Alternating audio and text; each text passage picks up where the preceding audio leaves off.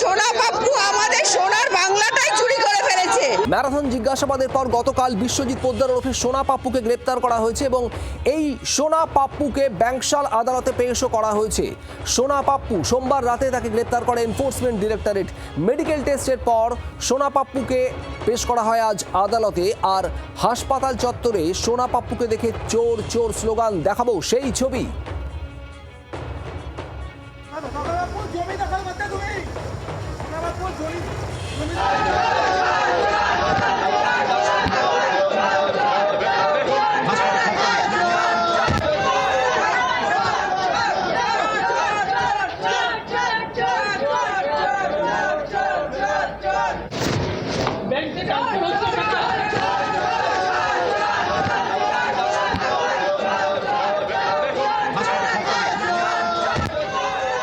অয়ন ঘোষাল আমাদের প্রতিনিধি রয়েছেন আমাদের সঙ্গে। অয়ন, ভোটের ফল ঘোষণার পর থেকে এই চোর চোর স্লোগান শুনতে হয়েছে অনেক তৃণমূলের নেতাকে, এবার সোনা পাপ্পুকেও চোর চোর স্লোগান শুনতে হলো। আর তারপর কি হলো, এই মুহূর্তে আপডেট কি? এবং মানুষের যে পুঞ্জীভূত রাগ, সেই রাগ মানুষ প্রকাশ করার সাহস এবার পাচ্ছেন। কারণ পরিবর্তনের সরকারের প্রথম শর্তই ছিল ভয় আউট ভরসা ইন।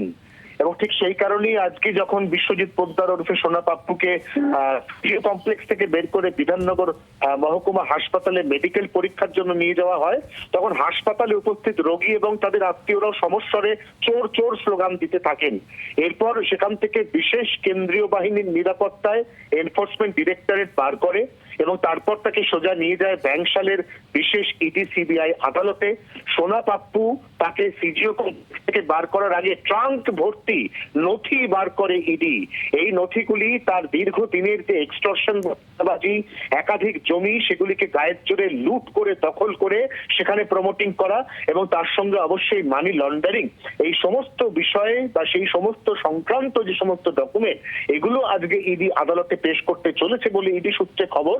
এবং তারপর সোনা পাপ্পুকে নিজেদের হেফাজতে নিতে চাইছে ইডি, কারণ এই যে বৃহত্তর একটা চক্র যেখানে কয়েকশো কোটি টাকা মানি লন্ডারিং হয়েছে, এখানে একই সঙ্গে সোনা পাপ্পু, জয় কামদার এবং তার সঙ্গে অবশ্যই শান্তনু সিনহা বিশ্বাসের মতো নাম এসছে।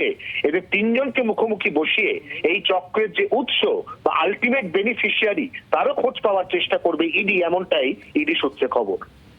একেবারে, এবং সেক্ষেত্রে কতদিনের ইডি হেফাজতে নির্দেশ দেয় আদালত, সেদিকেও নজর থাকবে। অয়ন, ধন্যবাদ তোমায় আপাতত। চোর চোর স্লোগান শুনতে হয় আজ সোনা পাপ্পুকে হাসপাতালে মেডিকেল টেস্টের জন্য যখন নিয়ে যাওয়া হয়েছিল, সেই সময় যারা দিচ্ছিলেন স্লোগান, কি বক্তব্য তাদের শুনুন।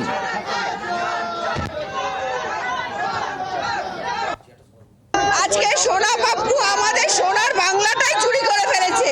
সেই জন্য আজকে এই সোনা পাপ্পুদের মতো গোটা বাংলায় যে দুর্নীতি চলেছে, আমাদের মুখ্যমন্ত্রী, নতুন মুখ্যমন্ত্রী এসে এই সোনা পাপ্পুদের কাছ থেকে সোনার বাংলা ফিরিয়ে আনার জন্য সমস্ত লোককে অ্যারেস্ট করছে, এই দুর্নীতিগ্রস্ত লোককে।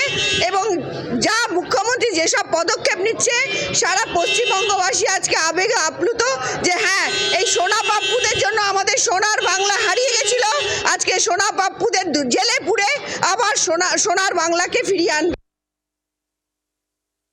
কি বলছেন রাজ্যের মন্ত্রী দিলীপ ঘোষ, শুনুন।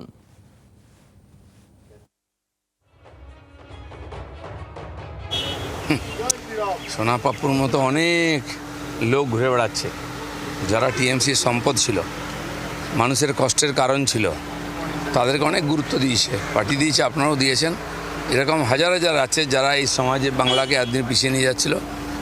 আইন আছে, সবার বিচার হবে। আমি তো পাবলিককে বলবো, যদি কোনো ঘটনা ঘটে থাকে আপনার সঙ্গে, আপনি কমপ্লেন করুন, তার সুবিচার পাবেন।